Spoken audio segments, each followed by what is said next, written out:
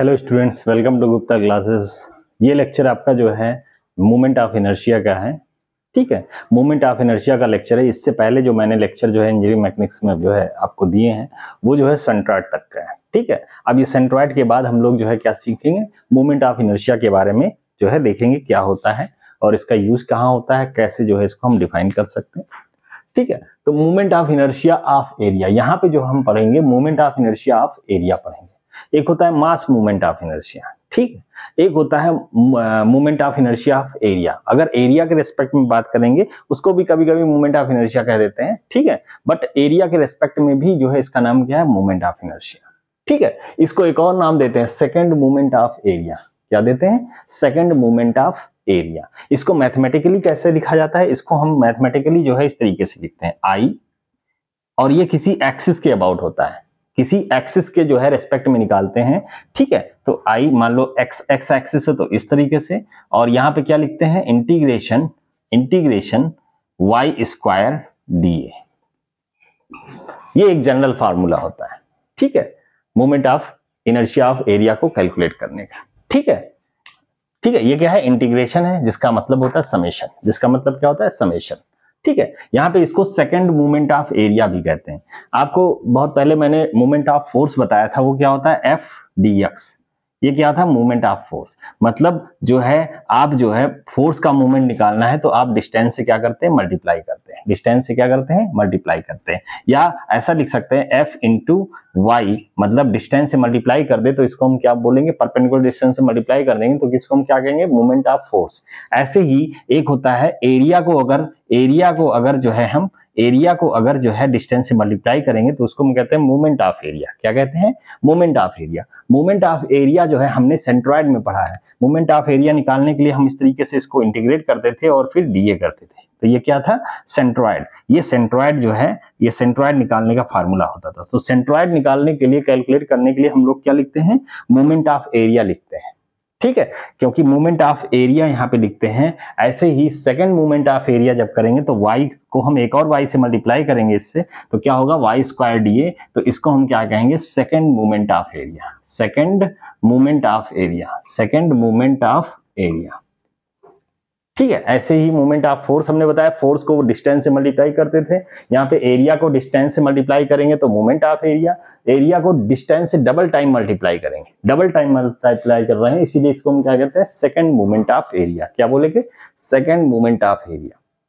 ठीक है, आइए देखते हैं इसके बारे में। और ये क्या होता है, एक ज्योमेट्रिकल प्रॉपर्टी होती है एरिया की।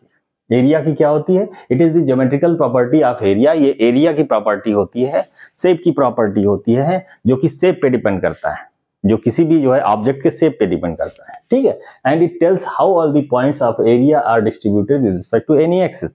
ये हमें बताता है कि जैसे ये जो है, मान लीजिए ये एक रेक्टेंगल है, अब ये जो है एक्सिस है, ये एक्सिस है, इससे जो दूर ये सारे जो है, जो एरिया के पॉइंट्स हैं, जो छोटे छोटे पॉइंट्स हैं जिनसे मिलके पूरा एरिया बना है, ये पूरा पॉइंट्स किस तरह से डिस्ट्रीब्यूट है इस एक्सिस के अबाउट। ये मान लो एक्स एक्स एक्सिस है, तो एक्स एक्स एक्सिस के अबाउट जो है ये पूरा एरिया किस तरह से डिस्ट्रीब्यूशन उसका कैसा है, ये हमें बताता है।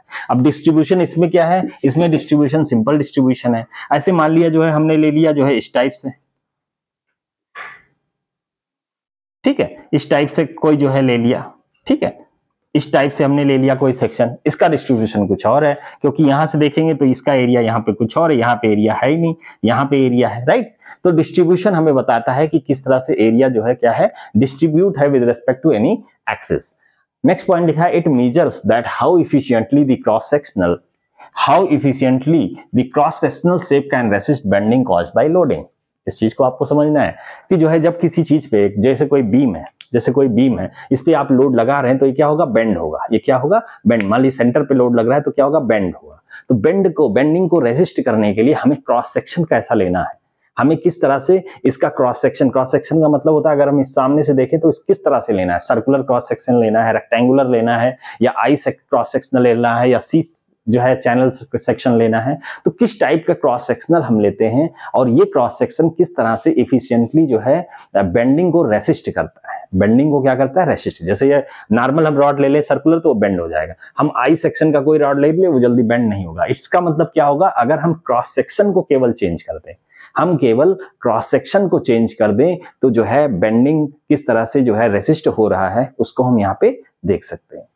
तो जो है आपका जो है जो मोमेंट ऑफ इनर्शिया है यही चीज बताता है कि कितना जो है आप ऐसा क्रॉस सेक्शन कैसे सेलेक्ट करेंगे जिसका मोमेंट ऑफ इनर्शिया क्या होगा, बहुत ज्यादा होगा, और वो जो है जितना ज्यादा होगा ये बताएगा कि जो रेसिस्ट करने की कैपेबिलिटी है वो ज्यादा होगी। इनर्शिया का मतलब ही होता है, जैसे फर्स्ट लॉ ऑफ जो है मोशन, न्यूटन फर्स्ट लॉ के बारे में सुना है कि it is the law of inertia, ठीक है। कोई ऑब्जेक्ट जितना जो है अगर रेस्ट में है तो रेस्ट में ही रहना चाहिए, ठीक है। अब वो ऑब्जेक्ट बड़ा है तो बड़ा फोर्स लगाना पड़ेगा, मतलब जो है उसके एरिया पे डिपेंड करता है कि किस तरह से जो है वो जो है इसको रेसिस्ट कर सकता है बेंडिंग को, ठीक है। तो हम सेकंड पॉइंट एक्चुअली आपको लग रहा होगा सेकंड पॉइंट जो है आपको जो है क्लियर हो गया होगा कि क्या है ये एक्चुअली, ठीक है। रेसिस्ट करने की कैपेबिलिटी होती है ऐसे हम क्रॉस सेक्शन एरिया जिसका जो है moment of inertia of area क्या होगा, ज्यादा होगा, ठीक है। तो बेसिकली बेंडिंग और स्ट्रक्चरल जो है एनालिसिस में ये सब चीजें जो है एप्लीकेबल होती हैं, जहां पे हम जो है कोई चीज कहीं भी बेंड हो रहा हो, ठीक है, बीम वगैरह के जो है एनालिसिस में ये सब यूज की जाती है, ठीक है। तो यहाँ पे मैंने लिखा है Y square D A, this is the second movement of area, this is the second movement of area. अब यहाँ पे देखें इसका डायमेंशन की बात करें तो ये क्या है, डिस्टेंस। तो डिस्टेंस क्या है, मीटर में होता है, स्क्वायर है तो मीटर स्क्वायर, एरिया भी क्या होता है, मीटर स्क्वायर। तो ये जो है क्या होता है, m टू द पावर 4 होता है, या अगर मिलीमीटर में है तो मिलीमीटर टू द पावर 4। तो ये फोर्थ जो है डायमेंशनल यूनिट्स है mm टू द पावर 4। इसका जो है यूनिट क्या होगा, mm to the power 4, millimetre to the power 4 या मीटर टू द पावर 4 होगा, राइट। तो ये हमने कैसे लिखा है, ये मान लीजिए कोई ऑब्जेक्ट है इस तरीके से, ठीक है। यहाँ पे एक्स एक्सिस और वाई एक्सिस हमने बनाया, ठीक है, ये वाई एक्सिस है, ये एक्स एक्स है। तो इस एक्सिस के अबाउट ये मान लीजिए स्मॉल एलिमेंट डीए ले लिया हमने, ठीक है। इसका मोमेंट ऑफ इनर्शिया लिखना है, एरिया मोमेंट ऑफ इनर्शिया, तो क्या लिख सकते हैं, वाई स्क्वायर डीए। और इसी को जो है पूरे एरिया का अगर मोमेंट ऑफ इनर्शिया लिखना है तो क्या कर देंगे, इंटीग्रेट कर देंगे, पूरे एरिया में क्या कर देंगे, इंटीग्रेट कर देंगे, तो हमें ये फाइनल मिल जाएगा क्या, ये हमें final moment of inertia of area का फार्मूला, जनरलाइज फार्मूला हमें मिल जाएगा, ठीक है। तो आई थिंक आपको ये क्लियर हो गया होगा कि मोमेंट ऑफ इनर्शिया बेसिकली होता क्या है और इसका बेसिक जो है एप्लीकेशन क्या है, ठीक है। नेक्स्ट जो है अब हम जो है कुछ फिगर्स हैं जिसका जो है मोमेंट ऑफ इनर्शिया हम जो है डेराइव करेंगे, जिसमें से पहला फिगर क्या है, रेक्टेंगल। क्या है, रेक्टेंगल जो है उसका मोमेंट ऑफ इनर्शिया कैसे हम कैलकुलेट करेंगे, उसके बाद जो है ट्रायंगल का जो है कंसीडर करेंगे, और उसके बाद सर्कल का देखेंगे, और फिर जो है कॉम्बिनेशन ऑफ दी फिगर का देखेंगे मोमेंट ऑफ इनर्शिया कैसे कैलकुलेट होता है। तो आई थिंक आज इतना ही रखते हैं इस लेक्चर में। Thank you very much.